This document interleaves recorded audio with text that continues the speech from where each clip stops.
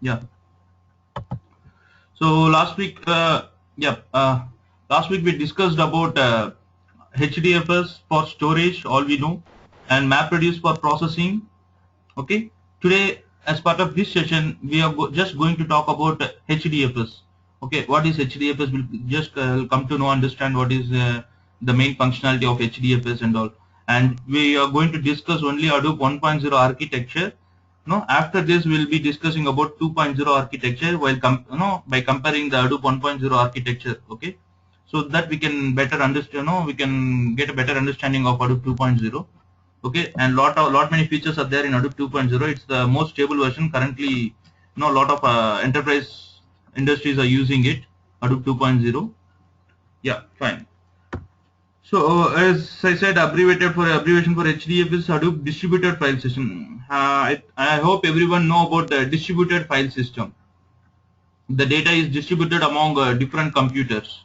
Okay, so no on this setup, when use the same setup in Hadoop, then we call it as an Hadoop distributed file system. In this we have different kind of no advantages here.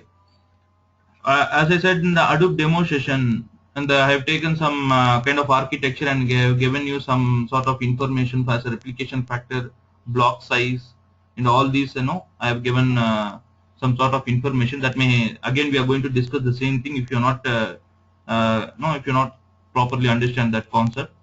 Okay, yeah, fine. So this is what just discussed, HDFS for storage and MapReduce for processing.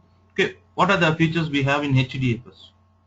Okay, yeah, it's highly fault tolerant, high throughput, suitable for application with large data sets, streaming access to file system data, can be built out of commodity hardware. Okay, we'll see, we'll understand one by one. Okay, as it is the last session, it's almost 1 week back, and we have to just recap that name node features once again.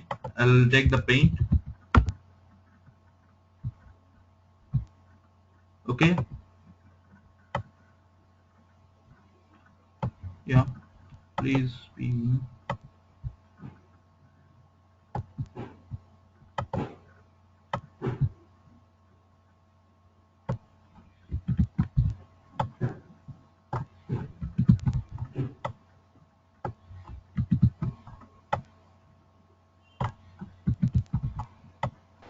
Yeah, so whenever we're discussing about HDFS, we are mainly going to discuss about few daemons or JVMs, or you can call it as a services. It's all Java services. Okay, so as we know, Hadoop is designed on master slave architecture. In the sense, we'll be having only one master and rest all computers as a slaves. And I already discussed this terminology, nodes cluster as well. Nodes in the sense it's each and every individual computing system. It's a CPU. Each and every node is a CPU. Okay, all no this entire cluster is designed on a different set of no computers. Okay, commodity hardware we call it as. Okay, so as Hadoop is designed on based upon master slave architecture, on storage perspective as well, we have one master and slaves. Okay, so okay, in HDFS, who is the master and who is the slave? Okay, the master we call it as a name node daemon or JVM or a service. It's up to you. And slaves are called as a data nodes. Okay, so as you know, in this diagram you can easily guess this is the master one, obviously, name node. The rest of all things are data nodes. If you have any question, you can unmute yourself, you can raise your concern right away, otherwise you may forget or it will be get missed. Okay, rest of all the commodity hardware as a data node. Each and everything is a separate computer. Okay, we call it as a CPU, where it has a motherboard, RAM, processor, everything will be there. So all we know, the cluster setup will be placed in terms of racks. Okay, it will look like a rack. Okay, I'll show you once. I think yeah, I'll show later. That's in a different part when we coming to the how we are configuring the Hadoop. That time I will show you. For now, just understand this is the setup actually. Okay. So in this, the master one is going to manage all these data nodes. Okay. When, as I said, HDFS is will take care of storage. Okay. In any software system, we need something for storage, and we need some programming model to process the data which is stored on that particular system. Okay, if you take .NET or any technology, we need something to store and we need some programming model to process. The same way in Hadoop we have HDFS. So, but the difference is the storage methodology, how it's going to store the data. Okay, so just I'll just give the sort of high level things, then we'll go deep dive into the things. Okay, the name node which has the metadata information. Any idea of this metadata? Anyone have any idea of this metadata? Can ping me. And the data node holds the actual data. So I think I didn't get any response. Then yeah, metadata in the sense like it's a namespace, or we can call it as a data about the data, the information which are stored on these data nodes. Okay, this kind of information, because the data is split across all these data nodes. So I need something to record all the data wherever it is located. Okay, as we have multiple systems, in order to find out easily while reading the data, okay, while processing the data, we should know where the data is exactly stored. Okay, as it is split across multiple blocks, I need to have some sort of information which will maintained by the name node. In that we will be having what are the data blocks are given to which data nodes. Okay, wherever for the particular file data will be split into multiple blocks. Those many blocks are stored in the too many data nodes. So all these IDs of those data nodes and the path of those data which is stored, all this detail will be recorded on this will be maintained by this name node. Okay, this is called better. I think have a I hope everyone understand this. Yeah. So yep, in data node, the actual data will be stored. Okay, in the sense like name node will maintain the namespace or metadata. So where will be the actual data stored? On the data nodes. That's it. It's very quite simple. Okay, what is the methodology of splitting the data, and why we need to split the data? Why it's required to maintain these many data nodes here? Okay, all this type of question will be answered soon. Okay, yeah. So we have some property for HDFS in order to do this action. Okay, we have some property. If you're not speaking, put your mic on mute. Yeah, we have some property in HDFS in order to do this keeping the data and retrieving the data activity. The first main important property is the block size. The next one is replication. Okay, these are the property need to be configured by the administrator or whoever configuring the cluster, or else we have by default when we install this software, it will take the default values. Okay, the default value for a block size is 64 MB for Hadoop 1.0, and Hadoop 2.0 it will be different. We'll talk about when we are discussing about Hadoop 2.0. Yeah, replication factor by default will be 3. So all this value can be configured. Okay, what is meant by block size? Okay, just for your understanding,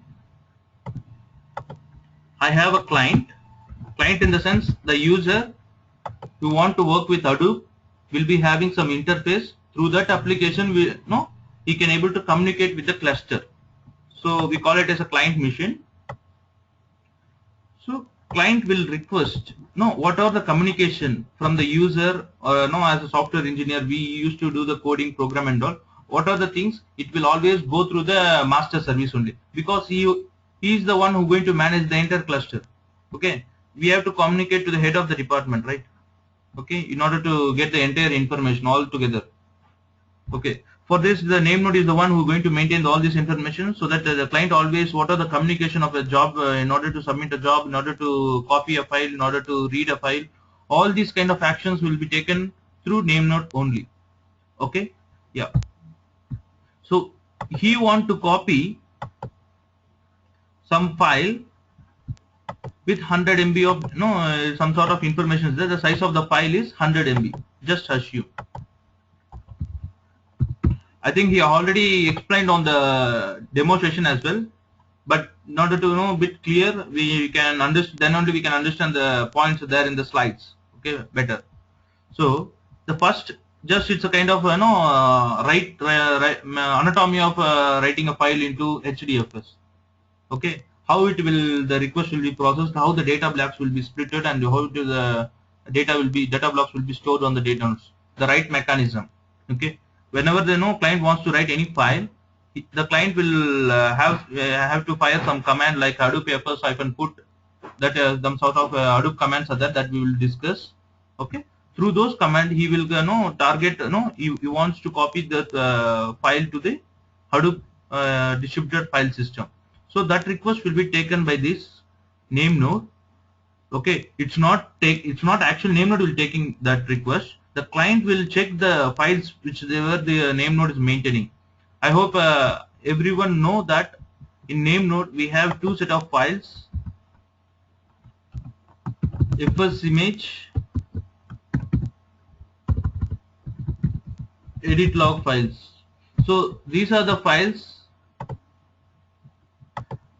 which has the metadata information. Okay, so client will go to this file and will check.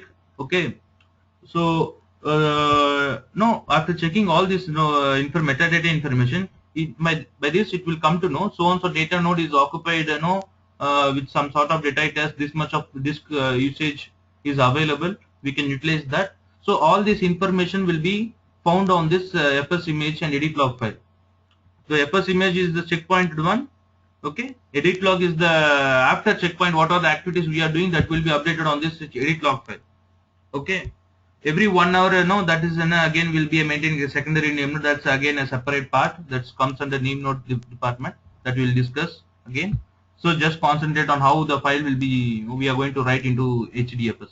Okay, after checking this information, name node will come to know so and so data nodes are free, they are available, we can able to we can give permission to the clients to copy the data into those data blocks. Okay, so let's assume it's data node 1, it's data node 2, it's data node 3, and it's data node 4. Okay, this, so fine, I say from the name node information we got data node 1, 3 and 4 is available, they are having some free space. Okay, so it seems these data nodes having free space. Data node 2 is also having some sort of free space, but not equal to those data node 1, 3 and 4. Let's assume like this. Okay, so after getting this information, client also to be instructed by this name node. Okay, you have the size 100 MB of file. So as per the configuration given to us, the block size will be 64 MB. We have to divide, we have to split this 100 MB file into multiple 64 MB blocks. Okay, it's not like that we actually going to do a copy of 100 MB file. Just for our understanding, I'm giving this. So actually speaking, in production environment will be copying terabytes of gigabytes of data. Okay, it's almost 2 TB, 10 TB, some sort of data will be copied daily on this cluster. Just imagine how many blocks it will be there if the block size is 64 MB. Okay, just for an understanding how the mechanism is happening. Okay, So based upon the configuration, we know by default it is 64 MB. For this 100 MB file, okay, it will be splitted into 2 blocks.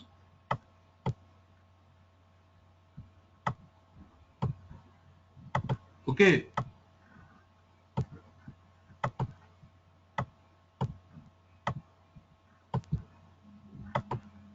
One with 64 MB,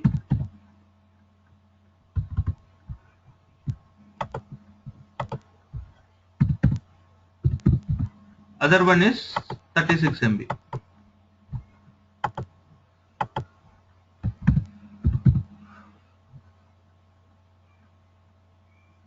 Give me a minute. Sorry.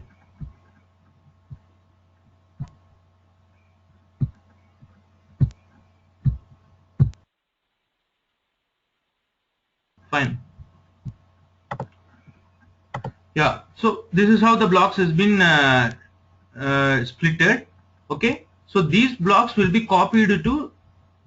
Okay. The data client will be copying those blocks to the nearest data node which is available to the client in order to access, so that it will be doing the copy activity. Okay. It has copied those 2 blocks here.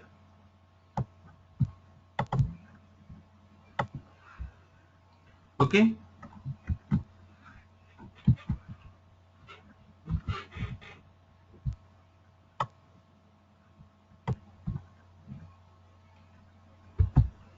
Wait a minute, I will be back.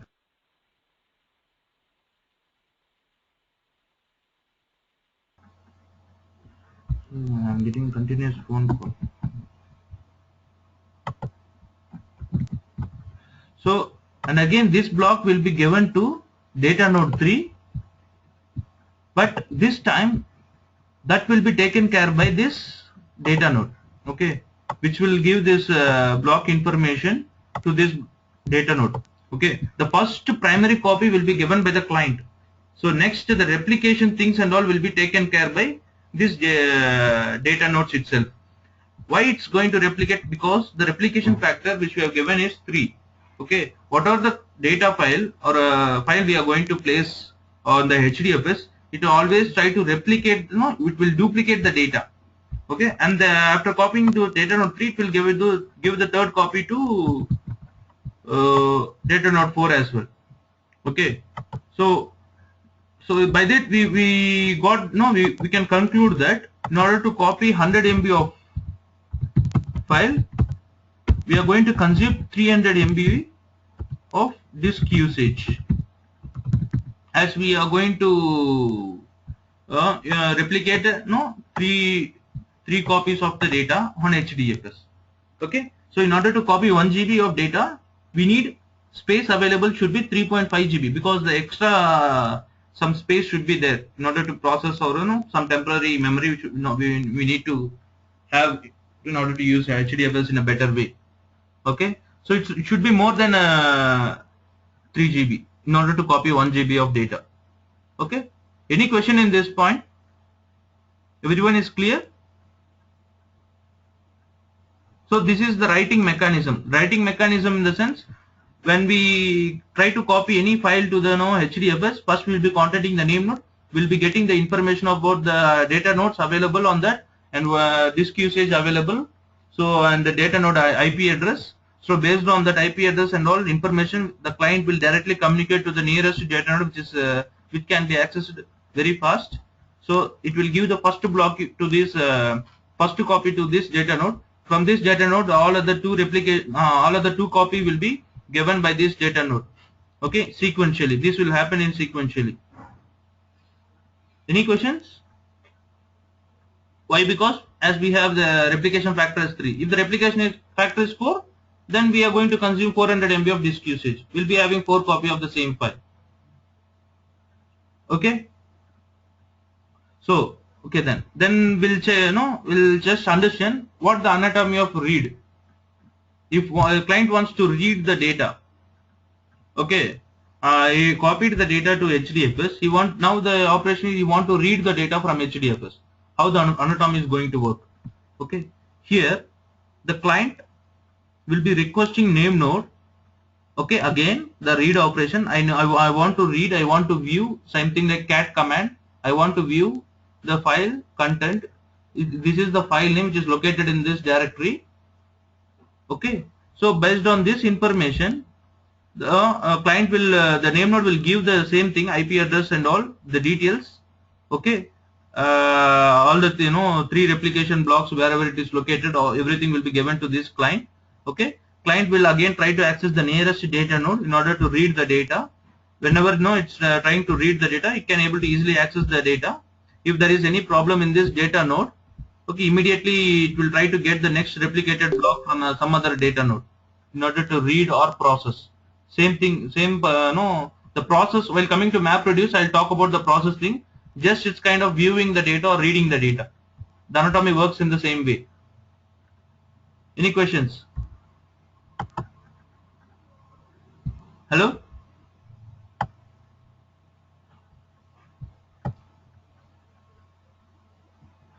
So, yep.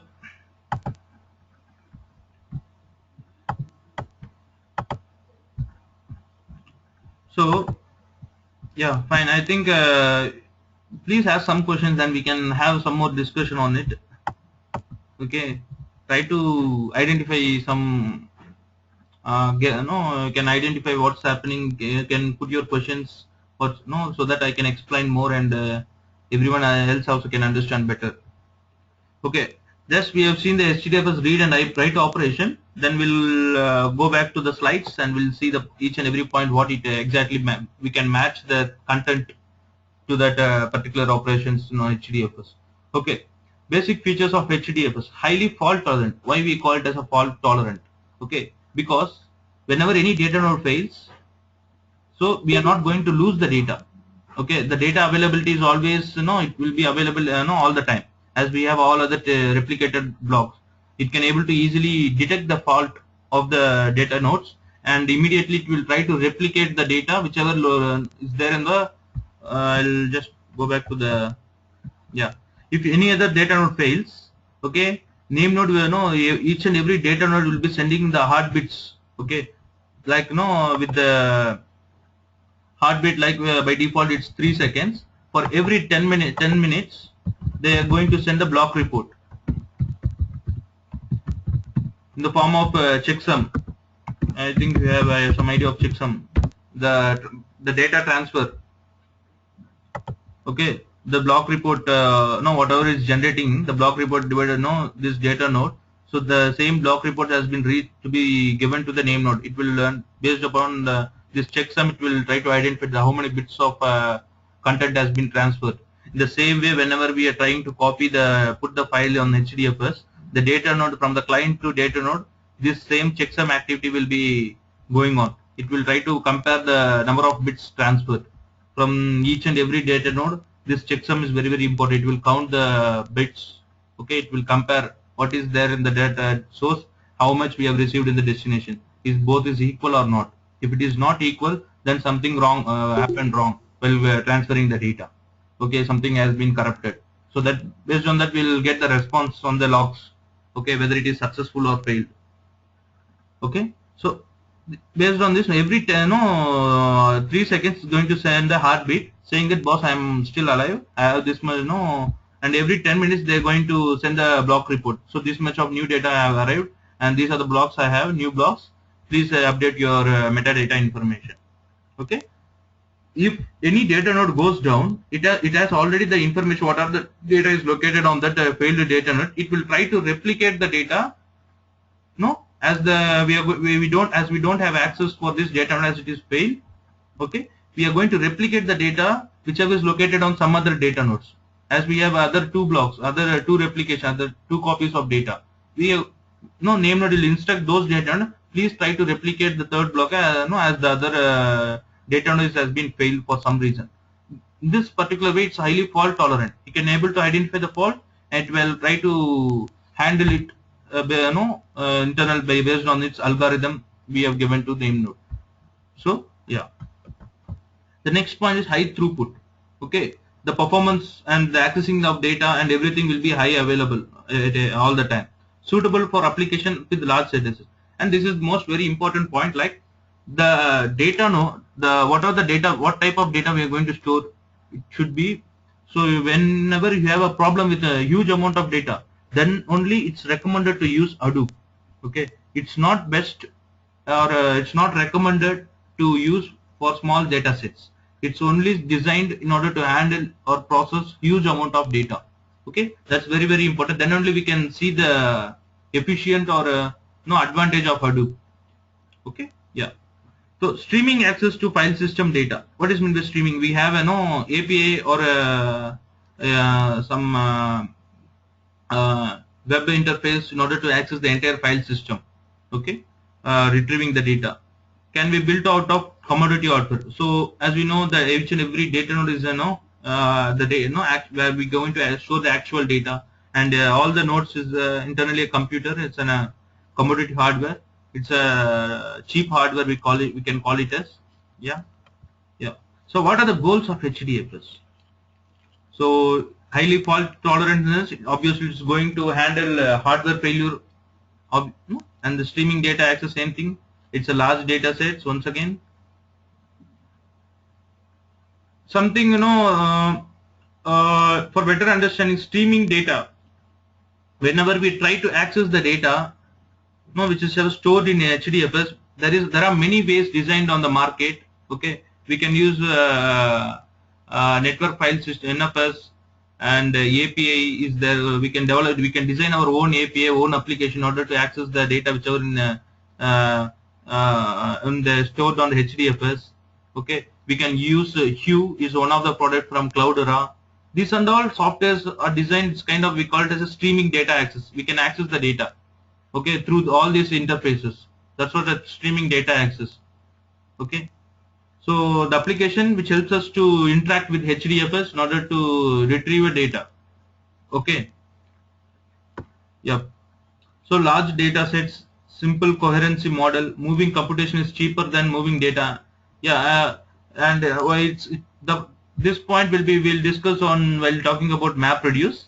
It's kind of, we are going to move the program to the place where the data blocks are located. Okay, so that is the that's very cheap in terms of moving the data, all the data whichever distributed right across the cluster. It will take lot of network traffic. Okay, so for that we can just try to move the simple program that may be in some bytes, kilobytes, so that we can make multiple copies of that program and can directly transfer to the data blocks wherever it is located. Okay, so that the process can happen, that the data blocks, for each and every data blocks will be having an individual process.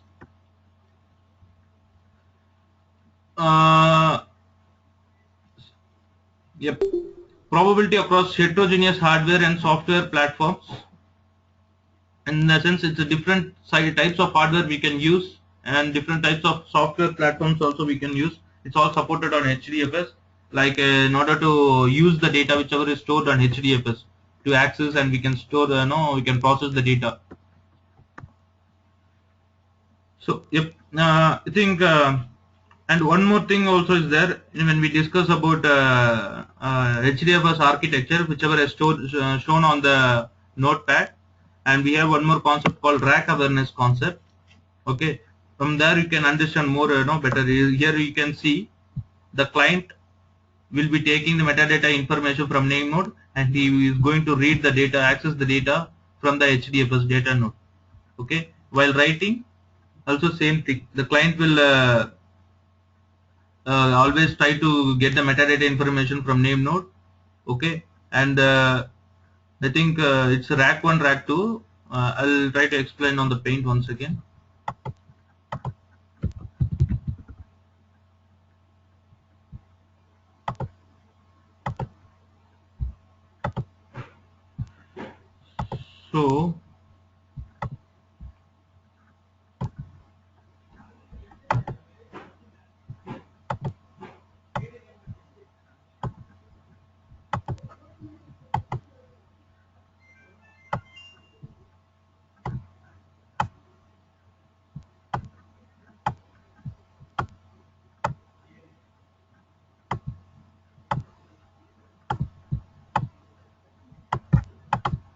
So the entire thing is rack.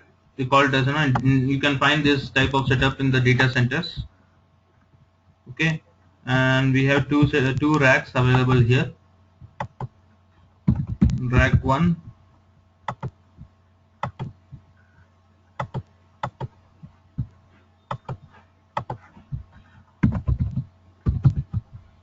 rack 2. Okay, we'll be having a switch.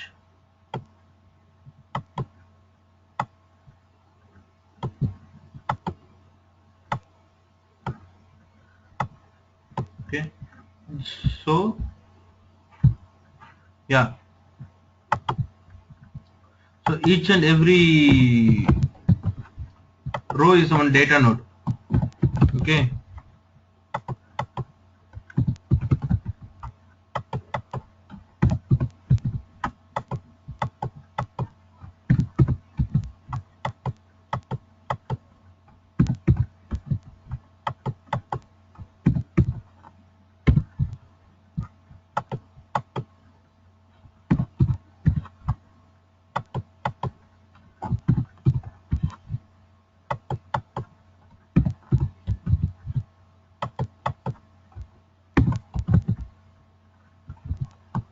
okay, that's enough. Yep, this is the entire rack separate rack. No, in this each and every rack will be having multiple data nodes, will be interconnected to each other. So, and all these racks will be again interconnected to the network switch. Where second, hello.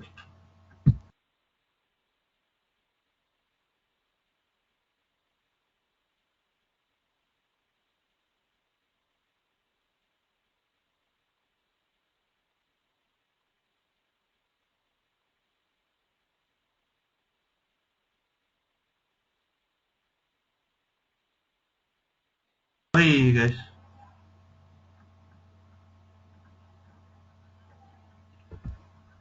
Yeah, nothing.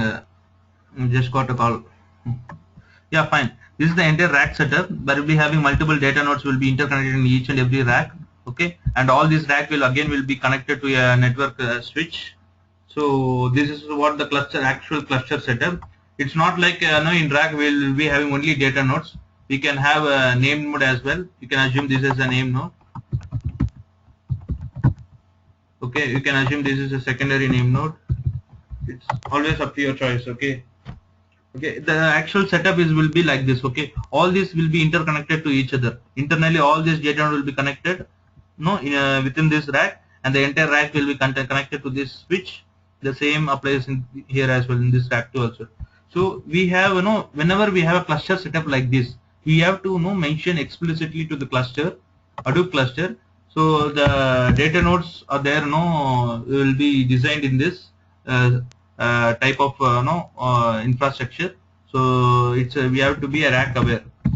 So we call it as rack awareness. So if that we need to be given by the administrator, but internally whenever it is given to the name node, so name node will take care while duplicating or while taking the care of the replication of the data blocks. Okay, how it will be taken care whenever they are talking about, in order to avoid high failure of data or data nodes, in order to always try to make the data available all the time.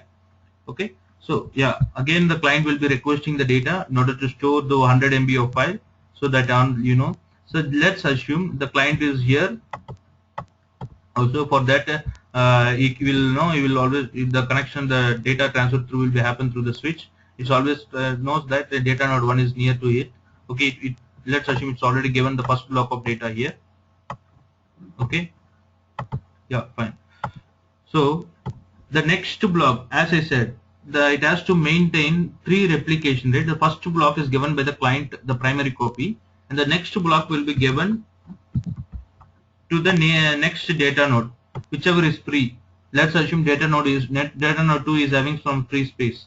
Okay, so and the third block will be given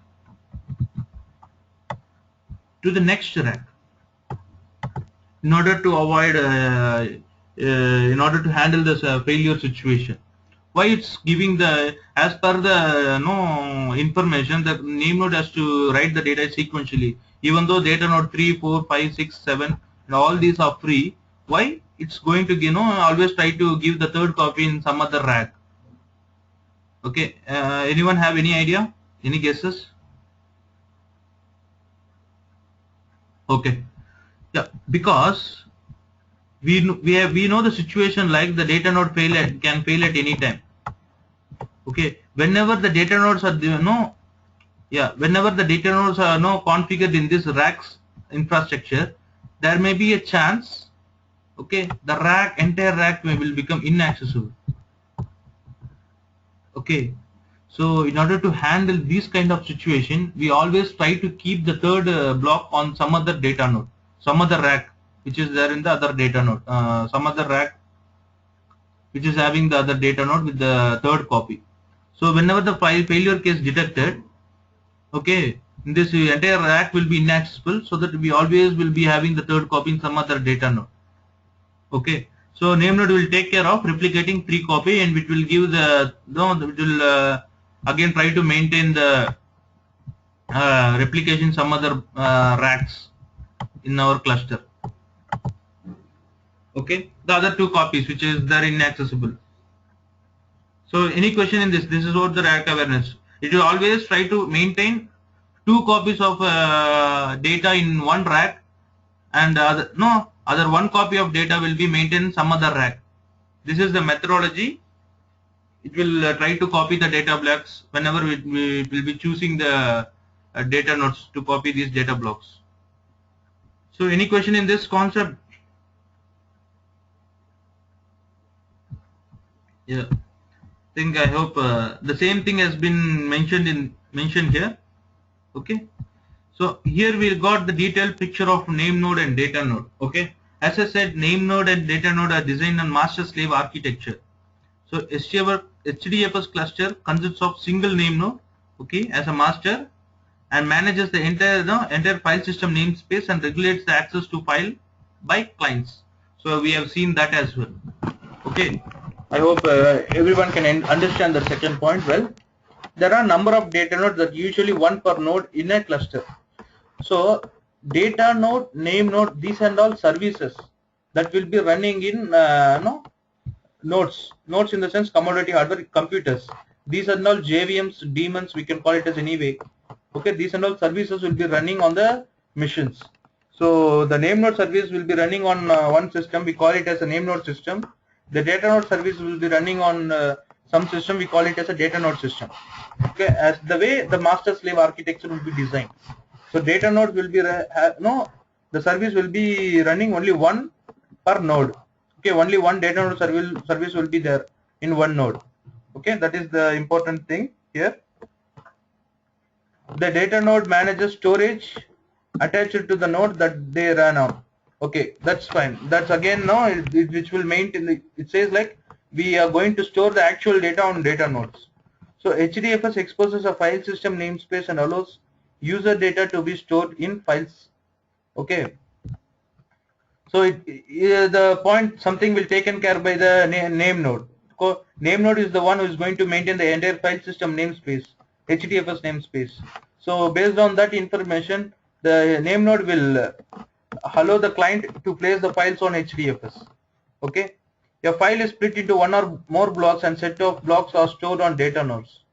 Okay, by default it's 64 MB.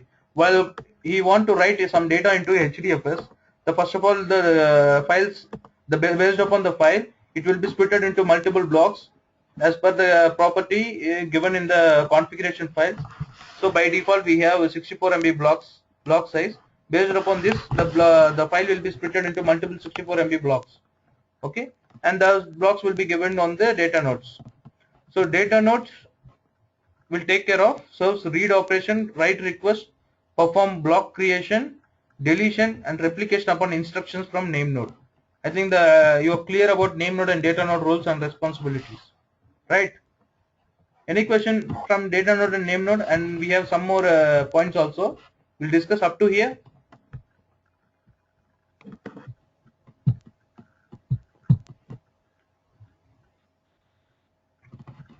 So this is how the namespace will be look like on the cluster on the HDFS. So you can see the files will be stored like user and the username and its data part. So the files will be stored in this part. Okay, and R2 is the rack. We call it as a rack number. Okay, you can see the file name, the number of replication, block IDs. Okay, so the file name, the number of replication, it has 2, and the block ID is 1, 3, something like this. Okay, the blocks ID with the data node address something. So on, it will be look like this. The namespace information, the replication of the data will be organized like this and will be given to the name node. Right, actually it will be stored like this. We can able to see that in order to see the metadata information of the name node, that we need some separate interface for that.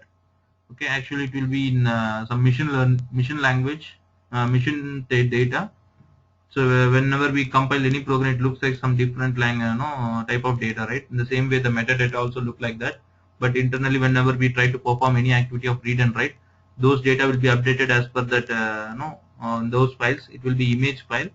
Okay, where we taken snapshot. There is one more concept called snapshot that we'll discuss while coming to backup of the cluster and all. Okay, this is how the actual path will be there whenever the files will be splitted into multiple blocks. Okay, yep. So yeah, so HDFS will take care of with the help of this file system namespace. Okay, we have the default replication as 3 and it can be configured. It is always recommended to maintain 3 because as per the research and expertise, their suggestion to maintain the replication factor as 3. And the replica placement, how the replicas will be placed on the data nodes, how it will be selected, the replica selection. So whenever we talk about name node, whenever we'll start the name node, it will start on safe mode, where we can only read the metadata information. We cannot able to try, we can't try to perform any write activity on the cluster whenever the name node is on safe mode. Okay, we can only read the data whichever stored on HDFS. So all this kind of metadata information will be maintained on the HDFS. These are the one of the key points we are talking about, which will be maintained by the name node. Okay, the next more important point is how the communication will be taken whenever the name node and data node communicating each other, and the client will be communicating to name node and data node. Okay, how this communication protocol will be will be taken care. So all HDFS communication protocol are laid on top of TCP/IP protocol. Okay, so we'll be having through the IP address. It will try to communicate with, because all are individual computers, individual nodes. Each and every computer will be having one separate individual IP address. So based upon the IP address, it will try to communicate. It can able to identify. So IP address, we call it as a name node. We will be configuring that dfs.host property on HDFS, something like these are your data nodes that will be given to the name node. Okay, so based on that through that information, it will be all the communication will be in SSH mode, secure shell. Okay, yeah. So the client establishes a connection to configurable TCP port on the name node machine. So it talks client protocol with the name node. Okay, the data node talks to name node using data node protocol. Something like the client was trying to talk to the name node through client protocol. It's very simple. And the data node communication to name node, we call it as by using data node protocol. It's very simple. Client to name node, it's client protocol. Data node to name node, it's data node protocol. So RPC abstraction maps both client protocol and data node protocol. That's again a security kind of thing that will be maintained, called as a RPC. Okay, all this connection will be in secured way. So name node is simply a server and never, this very important, the last point, it's simply a server, never initiates a request. It only responds to RPC request issued by the data nodes and client. So data node will not, it will never initiate any request. It will always try to respond to the request coming from data node and clients. Okay, it always try to respond to the request coming from data node and clients. Just for our understanding purpose, as a master, he is trying to communicate or maintain all the data node, but actually it's not happening like that. So all these data node, intentionally reporting to the name node, and it will be updating the metadata information on name node. Okay, it will just simply ideal like a king on the chess. Okay, so he will not do any action. Okay, he will just try respond to the actions or requests coming from data nodes or clients. Yeah, so robustness is one of the more important feature. What are the features are there under robustness? The primary objective of HDFS is to data reliable in the presence of failure. Yeah, that will be taken care of by the replication. Okay, it's all the data store is always reliable and available all the time. Okay, what are the main common failures that can able to recovered by the name node or a data node or a network partition? Okay, what are the types of failures? Name node failure, data node failure, network partition. So yeah, we have a name node system, we have a data nodes. All these will be connected internally through a network cable. So the failure can be from name node side or data node side or network level due to traffic. Okay. So how data node failure will be detected by heartbeat. Okay. Whenever the data node failed, we will try to re-replicate the data. Okay. Whenever we are trying to add any new nodes to the cluster, we can do cluster rebalancing. So then automatically all the data blocks there in the data node will be shuffled and will be maintained balanced. Okay. And data integrity. So there is one case we can also handle like name node failure. It's kind of metadata disk failure. So we'll be having one secondary name node where we'll be taking the backup for every 1 hour, that is a default time. As per the enterprise application production, we try to take backup for every 10 to 15 minutes. Okay, that is there when we use Hadoop 1.0, but in Hadoop 2.0 there is no need of taking a backup and all. We have a name node HA. There is one more new feature that will take care of name node failure automatically. Okay, so this is what the disk failure will the name node failure will be taken care by maintaining a secondary name node. Data node failure will be maintained by the in the sense like we'll be having replication. The replicated data will be there in some other data node, that will be taken care. So the network partition, in the sense, so for particular data node, I'm not able to access the data node. In the sense, it if it is a network failure, also internally it will be assumed like the data node is not.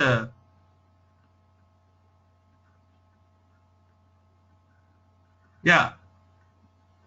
So want to see practically everything. Yeah, I think we have some theoretical topic. We'll go to the practical things whenever we start the we have some VMware mission, we can do it. So just it's and all you need to know what exactly happening in the theoretical way, then you can able to imagine that. So yeah,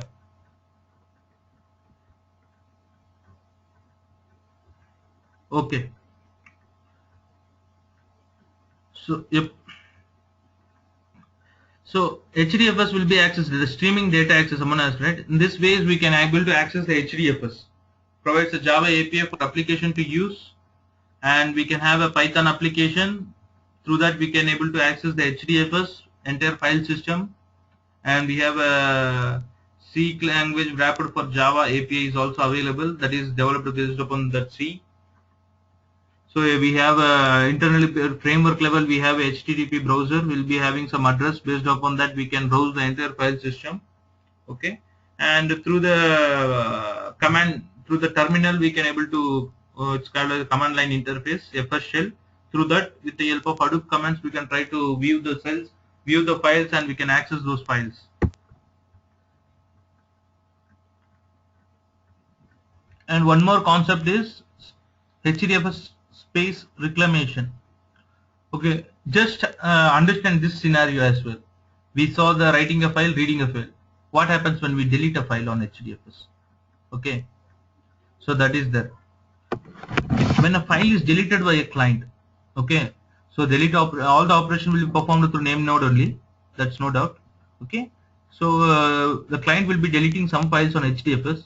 So what will be internally happening when the client is trying to delete a file? The HDFS internally that renames the file to a file to be the trash directory for a configurable amount of time. So We'll be deleting. Normally, understand in our Windows system, we'll be having a recycle bin. The same way, Hadoop framework itself. Whenever we are talking about storage, we'll be having some recycle bin. In Linux environment, we call it as a trash folder.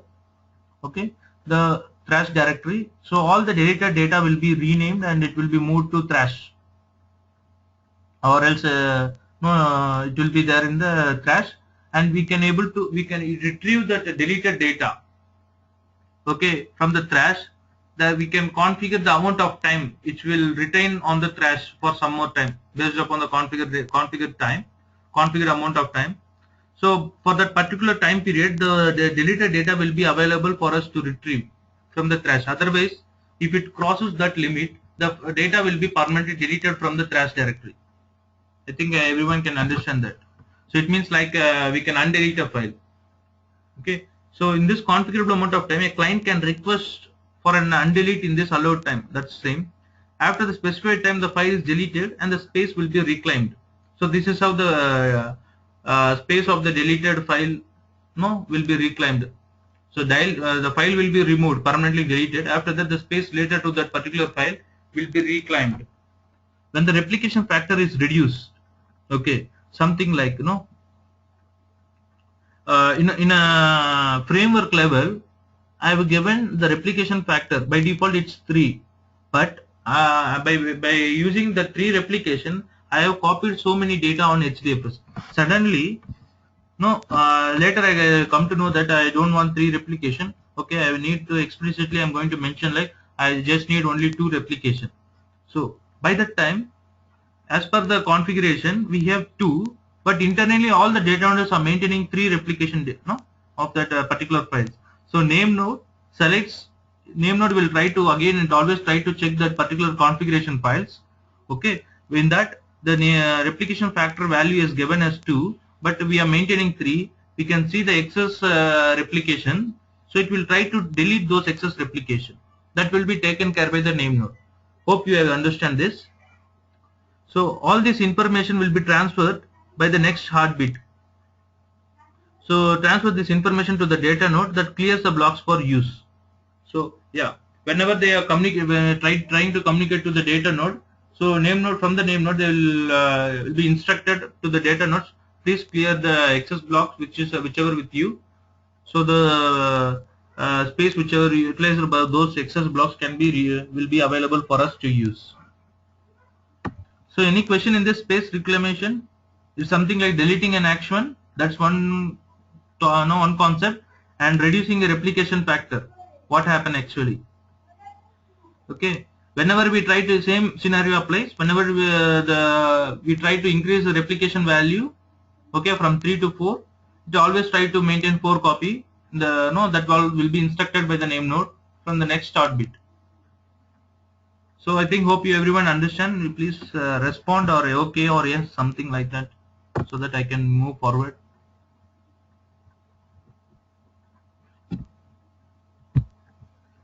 Hello?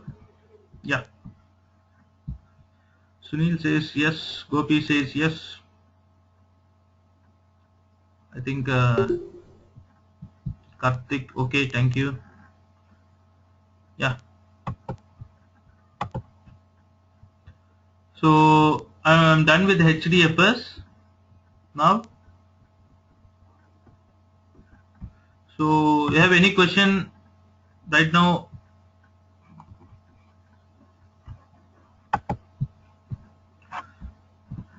So 3:30, right? We started. It's almost 4:30. Exactly 1 hour. Okay, we'll take one more half an hour. Okay, from next week also, tomorrow also we'll be having 1.5 hour session. Okay, and then from coming Saturday, Sunday onwards, we'll be having 3-hour session. Okay, in the same way, from most probably 3 to 4, 4 to 5, or 5 to 6, 3 to 6. Is that fine? In that we'll be having one 20 minutes break, two times 10 minutes break, 3-hour session, so that we can able to complete the topics as soon as possible. Okay, yeah. So yep.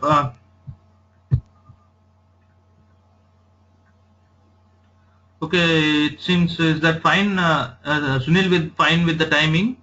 Yeah, what about others?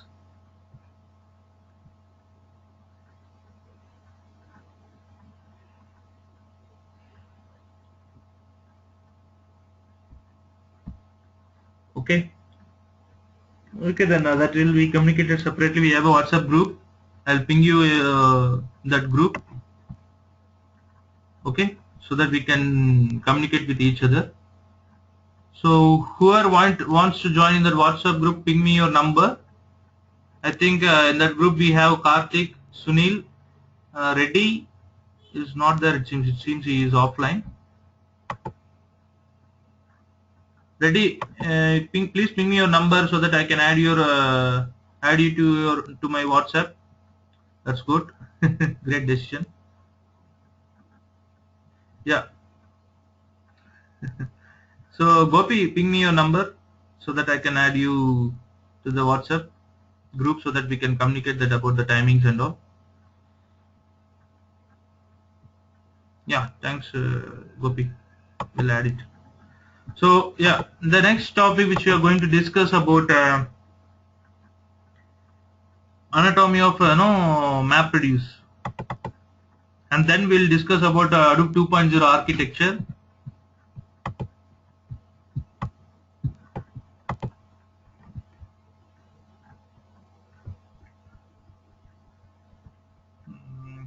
It's again a big topic again. Just